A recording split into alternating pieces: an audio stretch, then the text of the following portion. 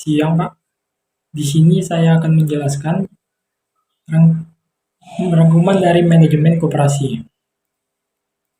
Yang pertama ini ada pengertian dari manajemen koperasi. Manajemen koperasi adalah sebuah proses yang mengelola sumber daya yang dimiliki oleh sebuah koperasi untuk mencapai tujuan organisasi.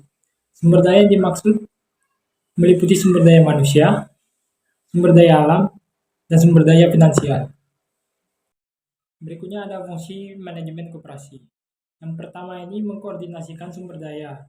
Manajemen koperasi memiliki tugas untuk mengkoordinasikan sumber daya manusia, keuangan, teknologi, dan informasi. Manajemen koperasi harus memastikan sumber daya yang tersedia secara efektif dan efisien untuk mencapai tujuan koperasi. Yang kedua, menyusun tujuan strategis. Manajemen koperasi harus menyusun tujuan strategis untuk koperasi. Tujuan strategis ini harus memastikan bahwa koperasi berhasil meningkatkan kegiatan operasionalnya dan memberikan layanan yang efektif kepada anggotanya. Yang ketiga, mengatur aset. Manajemen koperasi memiliki tugas untuk mengatur aset koperasi. Ini berarti bahwa manajemen koperasi harus mengidentifikasi aset yang dimiliki oleh koperasi dan menentukan bagaimana aset tersebut akan digunakan untuk mencapai koperasi. Evaluasi kinerja. Manajemen koperasi juga memiliki tugas untuk mengevaluasi kinerja koperasi. Mereka harus memastikan bahwa koperasi berjalan sesuai dengan tujuan yang telah ditentukan. Berikutnya ada aspek manajemen koperasi. Yang pertama ini aspek kelembagaan. Dalam manajemen koperasi meliputi struktur organisasi, meliputi operasional, pembagian kewenangan, peraturan organisasi, sistem penggajian, dan lain-lain. Aspek pemasaran. Aspek pemasaran dalam manajemen koperasi mencakup strategi pemasaran, anggaran pemasaran, perencanaan promosi, dan pengembangan produksi. Strategi pemasaran koperasi harus dikembangkan untuk menarik dan mempertahankan anggota baru. Berikutnya ada aspek keuangan. Aspek keuangan dalam manajemen koperasi meliputi anggaran pendapatan, pengeluaran, perencanaan anggaran, pengawasan keuangan, pengembangan investasi, dan perlindungan aset. Berikutnya ada prinsip dasar manajemen koperasi.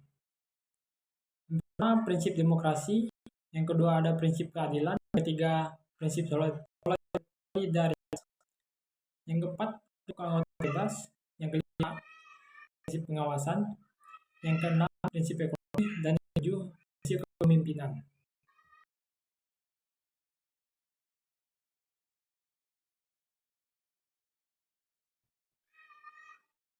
Dan berikutnya ada 3 jenis integrasi dalam manajemen koperasi. Di sini ada 3 poin. Yang pertama, integrasi vertikal. Integrasi vertikal adalah proses di mana koperasi mengintegrasikan berbagai aspek bisnisnya dari tingkat yang lebih tinggi ke tingkat yang lebih rendah dalam hierarki.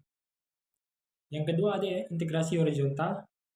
Integrasi horizontal adalah proses di mana koperasi mengintegrasikan berbagai bisnisnya yang saling berhubungan secara horizontal melalui kemitraan atau aliansi strategis.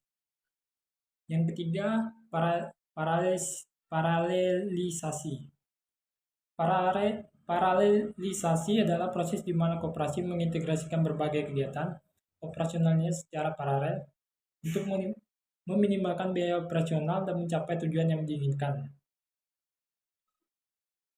Jadi kesimpulan dari pembahasan manajemen koperasi pada siang hari ini, koperasi merupakan institusi yang dapat menjadi solusi untuk meningkatkan kesejahteraan masyarakat. Dengan menggunakan konsep manajemen yang tepat, koperasi dapat membantu masyarakat untuk meningkatkan pendapatan, memperluas akses sumber daya, dan mengurangi kesetaraan ekonomi. Manajemen koperasi harus berfokus pada meningkatkan daya saing dan menciptakan peluang bagi pengembangan bisnis, serta meningkatkan jangkauan produk dan layanan yang disediakan. Mungkin sekian dari presentasi saya pada siang hari ini. Saya ucapkan terima kasih.